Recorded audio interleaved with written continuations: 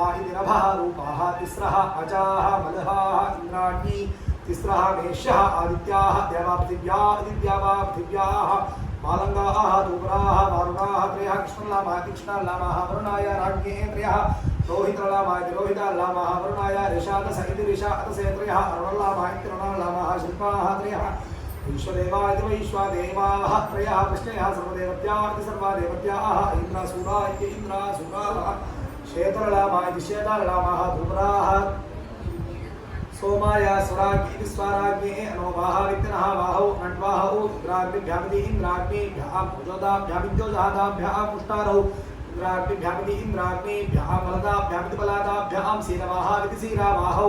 अवि इति द्वे इति धेनु इति भौमि इति दिग्भ्य इति दिग्भ्यः पडवे इति द्वे इति धेनु इति भौमि इति वैराजी इति पुरुषी इति द्वे इति धेनु इति भौमि इति वायवे आरोहणवाः विद्यारोहणवाहौ अनड्वाहौ वारुणी इति कृष्णे इति वशे इति अराड्यौ दिव्यौ वृषभौ परिमराविति परिमरौ एकादश प्रातः कव्याः वृषभः